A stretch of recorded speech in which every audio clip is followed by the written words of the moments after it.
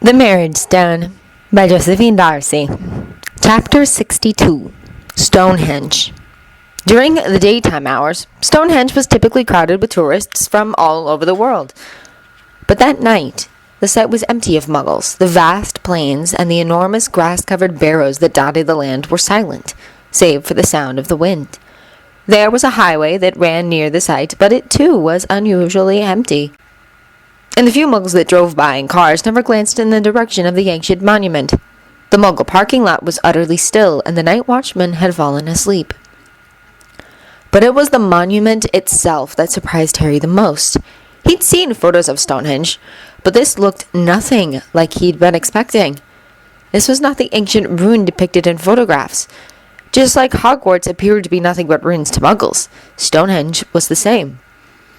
But to Harry, it was rebuilt, the stones all back in their proper places, unbroken and strong. The thin rope barrier that circled the monument and kept the muggles from walking across the ancient earthen bank that surrounded the stones was gone, and the ditch that ended the bank was now lined with burning torches in a fiery circle that lit up the stones with flickering lights. Harry felt immediately drawn toward the enormous heel-stone of the circle, where there was a break in the earthen bank as if indicating the entrance point to the circle. He took a step toward it, only to notice immediately that Dumbledore had taken a step in the opposite direction. There were other wizards and witches arriving, all moving to various positions in the circle. When Harry glanced uncertainly at Dumbledore, the old man just smiled at him. "Go on, my boy," he urged, nodding toward the heel-stone. "We must each take the places meant for us." A sense of melancholy washed over Harry as he realized what Dumbledore meant. He was ultimately alone in this.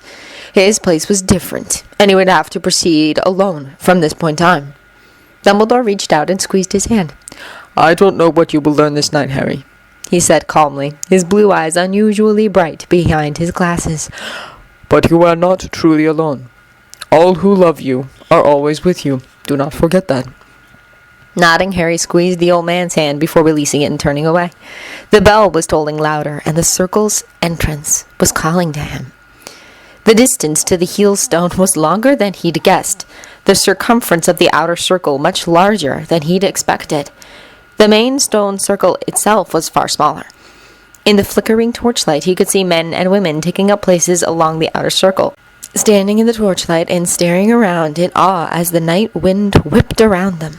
He couldn't help but wonder what it was he was expected to do here. Dumbledore believed he would learn something. As he walked, his eyes were drawn to the large shadow of the barrow on the far side of the Muggle roadway. He found himself shivering as he stared at it, and it occurred to him that while this was a place of power, it was also a place of death. High overhead in the night sky, he saw the black shapes of two ravens circling, and he wondered again how he had come to such a place. While to the Muggle eye, the path up to the heel-stone was only a faint depression in the earth, to Harry it was a clearly marked path lined with crushed white stones. The moment he stepped upon it, he felt a shudder of energy move through his body, and for an instant he saw brilliant lines of power radiating out in all directions from the center of the great monument, like a burning spider's web upon the earth. Harry shivered and pulled his coat tighter around his shoulders. The air was cool and sweet, the scent of grass and distant rain surrounding him. Overhead, the sky was lit brilliantly with stars. No nearby Muggle lights to dim their clarity. The standing stones were shadows in the moonlight, the torchlight dancing upon their surface. He had dreamed of this, he realized. These lines of power. He could feel them now, deep in his bones, and he understood that they did not simply crisscross England, but rather circled the earth, connecting all things together. For one brief moment, he felt connected to everything, all things past and present, unified in this field of magic. He wondered if this was what he had been meant to learn. He stood there in the dark, moonlit shadow of the heel-stone, and stared at the stones before him. To his right and to his left, fanning out along the great earthen bank, were wizards and witches all standing in silence, waiting for him, in a perfect, enormous circle. Now, feeling the power flowing through the earth, he sensed something else. The half circle to his right felt far different than the half circle to his left. He wanted to classify the sensations instantly as good and evil. The men and women to his right were good, and those on the left were evil. He found his eyes searching the flickering torchlight of the left-hand circle. There was something off here. The right-hand circle was nearly filled. Several hundred wizards and witches standing, waiting for him, with only a few broken spots in the circle where someone might be missing. But to his eyes, the left-hand circle looked largely empty. Only a few men and women lining the path. Had they refused to come? Harry wondered. There, in the center of that half circle, he could sense a shadowy form, and he shuddered in realization. Voldemort was here, already waiting for him. But for some strange reason, he had come alone. Were there so few dark wizards in the world that there were none left to hear the call? And yet that half of the circle did not feel empty. Far from it. It radiated with as much power as the right side did. Harry frowned in confusion. There was something here he was not understanding. He looked to the right. So many good wizards. And yet that did not seem right either. Could he truly classify the power he was sensing from this side as good? Different, yes. But was it truly, utterly good? Confusion swirled within his mind. And then the bell grew silent. The tolling finally stopped, and Harry felt the world holding its breath. The calling was over. Those who would come had already arrived. They were waiting for him, and he understood now that he was meant to walk this circle, meant to face each one of those who had answered the summons. To judge and be judged. There was no power on this earth that would make Harry choose the left side first, so he turned immediately to his right and stepped forward, beginning the long journey around the great circle to learn whatever it was he was meant to discover. He did not know the first man he met, an old wizard whose eyes had turned white with blindness. But the moment he stopped in front of him, Harry felt that man's power, strong and ancient. This wizard was a force to be reckoned with, one of the elite of their world. Despite his blindness, he smiled at Harry and told him his name. Harry moved on to the next place in the circle.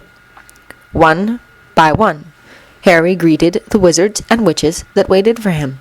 After only a few, he understood now who had been summoned. Just like the students of Hogwarts were the strongest of their generation in England, these people were the most powerful wizards and witches in the world. All of these people were like Dumbledore, young and old alike, all radiating a powerful energy that the average wizard or witch could not even imagine. They came from all parts of the world, and more than one barely spoke enough English to tell Harry who they were and where they had come from. And Harry had been right when he'd questioned their inherent goodness. More than one man or woman had a look in their eyes or an air about them that left Harry feeling uneasy or mistrustful. Perhaps it would be best, he thought, to categorize them as light wizards.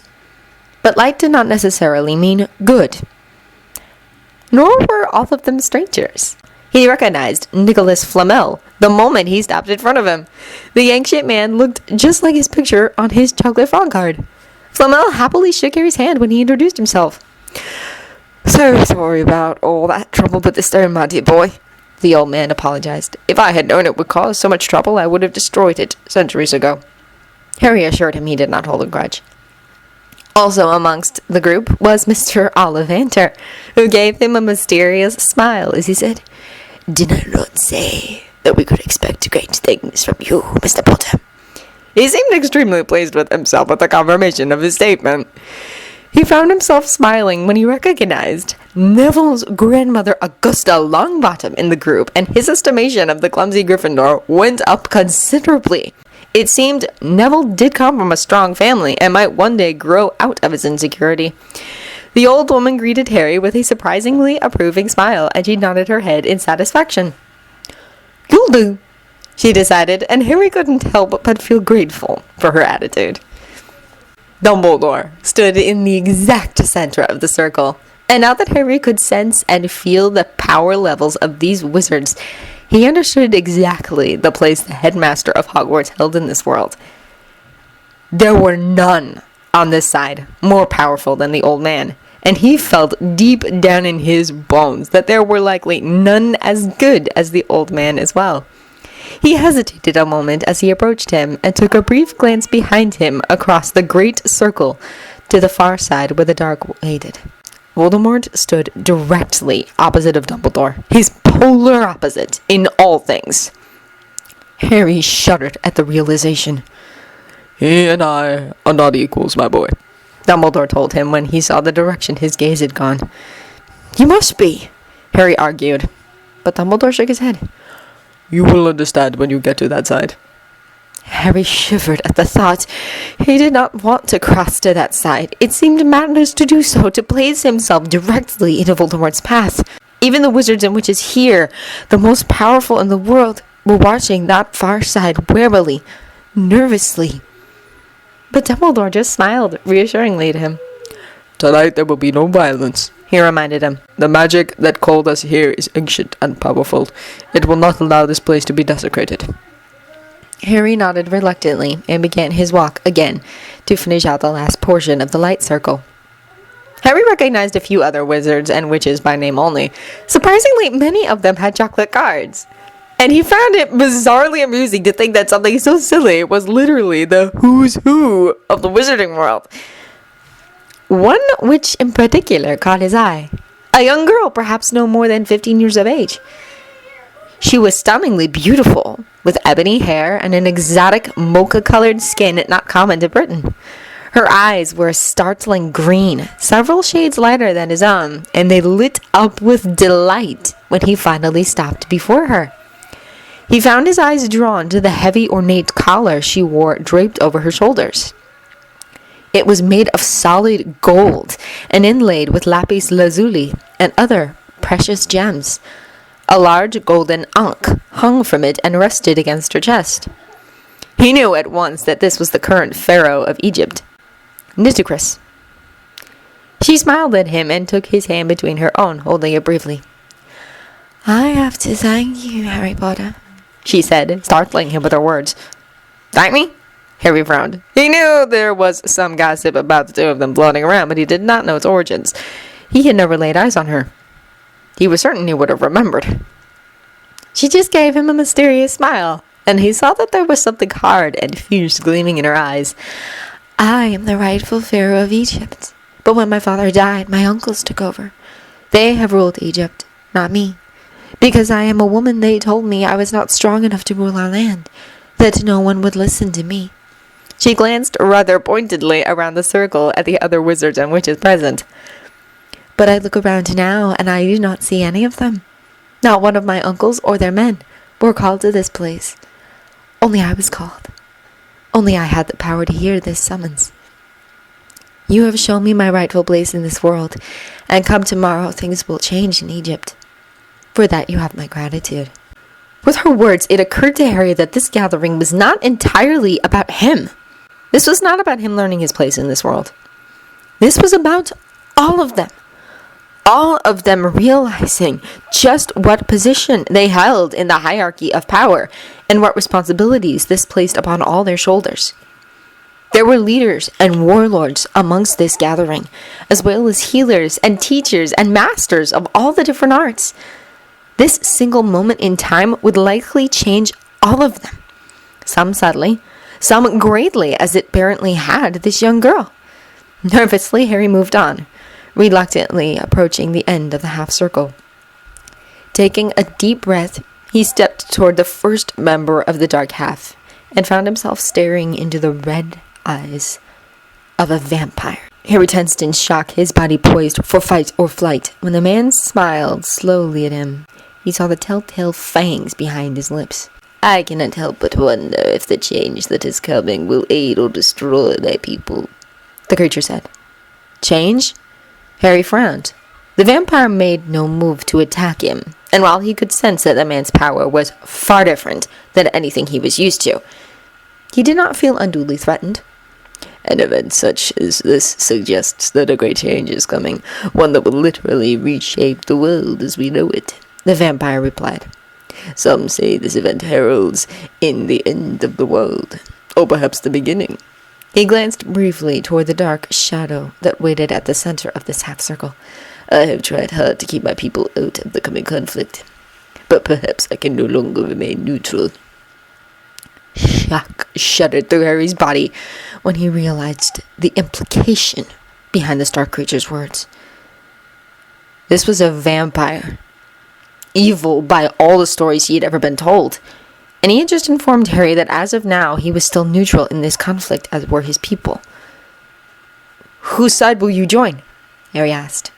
The vampire's red eyes flashed in the torchlight. I suppose that will depend on what each side asks of us. There was more implied in those words, and Harry made a decision that he hoped was the right one. Without anyone to guide him, he could only go on his instincts. I will ask nothing of you that you will not freely give.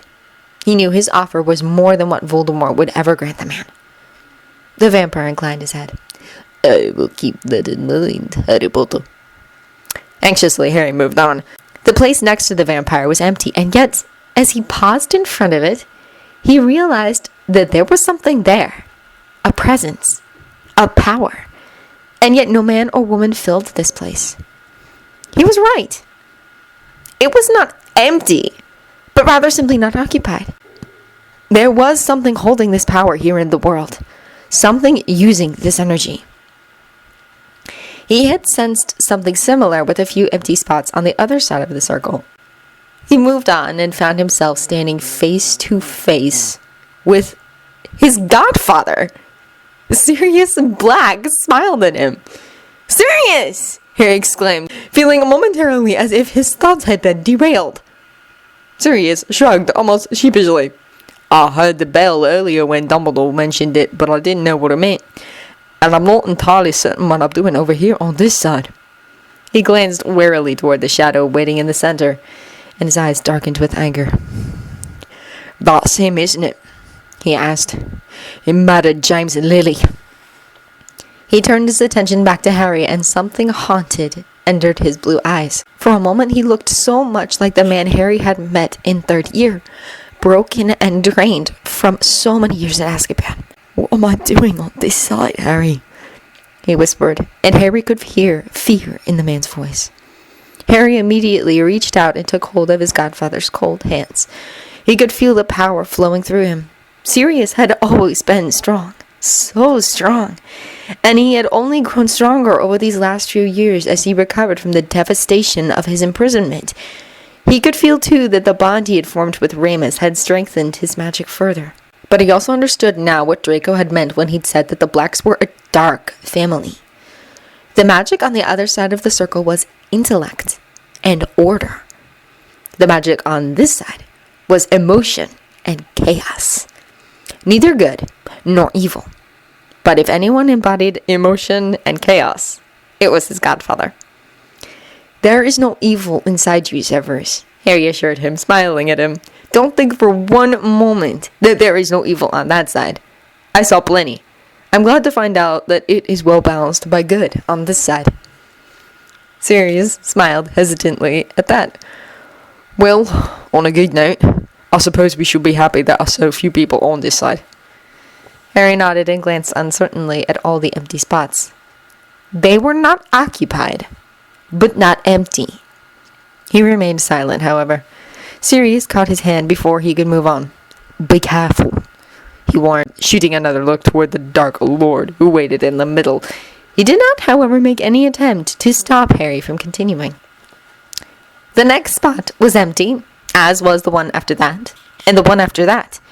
Harry found himself more and more confused as he felt the pulsating waves of power coming from each area. They should not be empty. Someone out in the world held these places. Powerful men and women, and he could not account for their absences. When he stopped again before yet another empty spot, a wave of recognition washed over him, and with it came a new horror.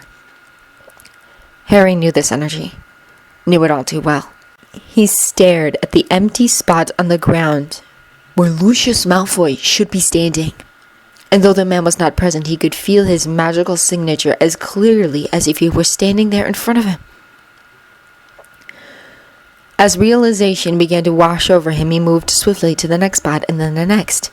He recognized this signature as well. Bellatrix Lestrange should hold this place. The Black family, it seemed, had produced two people powerful enough to stand amongst the elites. And he knew there could be only one explanation for why Sirius was present, and Bellatrix was not. Sirius did not bear the dark mark. "No!" he whispered, terrified of what he would find, knowing it was inevitable. He took one step closer to the halfway point of the circle and wanted to scream in protest when he recognized this next signature as well. He knew this one so intimately, had grown nearly addicted to its sensation. Severus Snape should be standing here, counted amongst these numbers, but the dark mark he bore upon his arm denied him entrance. His eyes moved toward the shadows standing, waiting for him. Voldemort was hooded and cloaked, his features completely hidden from sight, but Harry could feel the amusement rolling off the man. These spots were not empty. Death Eaters held each of these positions, and because all of them were bound by the dark mark, Voldemort held all their power in his control. Even the Death Eater who had turned traitor and married his enemy. Most of this side of the circle was empty. Only a few spots held by actual men and women who had not, for whatever reason, been bound to the mark. But the majority of the power on this entire side of the circle was held entirely by Lord Voldemort. Those few empty spots on the other side had to be Death Eaters as well. "We are not equals," Dumbledore had told him. He had not meant he was superior to Voldemort in any way. He had been trying to warn Harry about how terribly skewed the balance of power truly was. This Dark Lord single-handedly held the collective power of nearly half of the most powerful men and women in the world. What hope did any of them, even united together, have of defeating him? He stood there for a long moment, at the place that should have been occupied by his bondmate. Would Severus know what was happening, he wondered? Would he have been able to hear the bell and yet been prevented from answering the call? Had he known all those years ago when he attempted to right a wrong committed by his father what it was he'd been sacrificing when he'd taken that mark? For that matter, had any of the Death Eaters known? He could not imagine someone like Lucius Malfoy ever passing up the opportunity to take his rightful place in this circle. Knowing now that there was no point in avoiding the final confrontation, Harry moved forward. He understood now what it was he'd been meant to learn, but how it could possibly help him, he didn't know. If anything, it only seemed to confirm to him how utterly outclassed he was, and what little hope he had of winning. There, in the shadows of Stonehenge, he stepped in front of Lord Voldemort to confront his enemy. For once his scar did not burn in the man's presence, despite the danger. He felt strangely calm, as if his body had gone numb from all the shocks he had experienced. "Hello, Tom," he said simply, refusing to use the self-titled name the man had invented for himself. "Hello, Harry," Voldemort replied, and he heard a hissing laughter emanating from beneath that hood. He could not see the man's face, but suspected he should count that as a blessing. "I see you understand at last what place I hold in this world." "Harry, shut it. What you have done is wrong. An abomination. It's unnatural.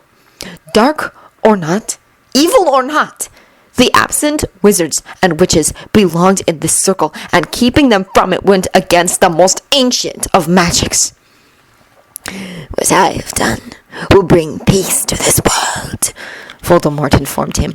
"When I am done, there will be no more war, no more conflict. I will rule, and all will be as it was meant to be. An eternal, immortal paradise." Harry shook his head. "You're not capable of peace," he informed him. What you did today, that creature, unnecessary evil. Voldemort shrugged. And those deaths were inconsequential. My plan is already in motion, and you cannot stop it. It confirmed to Harry what he already suspected. That creature that had appeared today in the Quidditch pitch had not been part of some great attack. The violence they had all endured had been nothing more than an afterthought. There was something else going on. Some other terrible deed that Voldemort was planning, and that incident today had been nothing more than a small piece of it. Will they give you another title, do you think? Voldemort asked suddenly. Another ridiculous name? King Harry, perhaps? Do you think they will crown you, give you a throne? Do you know what the other side tends to do with the kings, Harry? They sacrifice them. You stand here, the last of a long line of kings, before you, dating back to the dawn of civilization. And one after the other was sacrificed to stop a war, or a drought, or a famine, or a flood. For some reason, they seem to think that killing their king will bring them something great. Despite everything, Harry found himself shaking with fear, for he had the strangest feeling that Voldemort was not lying. They burn them alive, Harry, Voldemort continued. Or they take them there to that stone table and cut out their hearts. He pointed toward a large flat rock in the center of the ring of stones. Or perhaps they'll go the more traditional route and simply hang you from a tree. Just like the lines of power upon the ground were familiar to Harry, so too was this image. He had hung from that tree already in his dreams, had seen this image over and over again. Was that all his future held? Some sacrificial death that he could not avoid? Or was Voldemort merely stealing the nightmares from his mind and using them against him? You won't win, he whispered, refusing to give in to his fears. Voldemort laughed at that. Oh, but I will, Harry, he assured him. You see, I have learned a secret, a terrible, brilliant secret, and with it I will end this war, and neither you, nor Dumbledore, nor your little band of merry men can stop me. But Harry shook his head. I will stop you, Tom, he promised. Even if I have to die, Voldemort finished for him. The shadowy creature laughed again. But don't you realize, Harry, you're already dead. You just haven't stopped bleeding yet. Harry backed away from him, unwilling to listen to any more. He couldn't face this, couldn't accept this. He didn't want to die, but he would do whatever it took to save those he loved. But he wanted some assurance that he would succeed, that any sacrifice he might make would be successful. How could he accept the possibility that he might lose and doom all those he loved, doom the world to the madness of this creature? It took him no time at all to finish the rest of the circle. There were a few places that were occupied on the last quarter of the ring. Only 1 or 2 angry men and women who had not yet chosen a side. One witch, who, while not intrinsically evil, confessed to him that up until several months ago, Voldemort had been actively recruiting her, and then, for some reason, had lost all interest and left her alone. Harry knew that whatever secret it was that Voldemort had discovered, it had made him believe he no longer needed anyone else's aid. Whatever power requirements he needed, he had already acquired. The moment Harry completed the circle and stopped again on the Heelstone path, the compulsion that kept them all there in that place lifted immediately. Instantly, wizards and witches broke ranks and swarmed toward him. He recognized Dumbledore and Sirius in the mix and realized it was a select group of people coming to protect him. They surrounded him on all sides, wands drawn and held ready. He was touched to see Augusta Longbottom, Ollivander, and Nicholas Flamel in the group. But on the far side of the circle, Voldemort only laughed and backed away, disapparating almost immediately and leaving them in peace. Harry knew he had no interest in a confrontation. Whatever secret he held, he had total faith in it and did not feel the need to alter his plans. "Get him back to Hogwarts, Albus," Nicholas Flamel urged, and the others all echoed his words. Harry felt Sirius wrap his arms around him, holding him tightly against him, and he was grateful for his godfather's support. He dreaded the questions he would soon face. Come on, Harry. Dumbledore urged, and he and Sirius apparated him back to the castle, where he hoped that for a little while at least he could find some rest.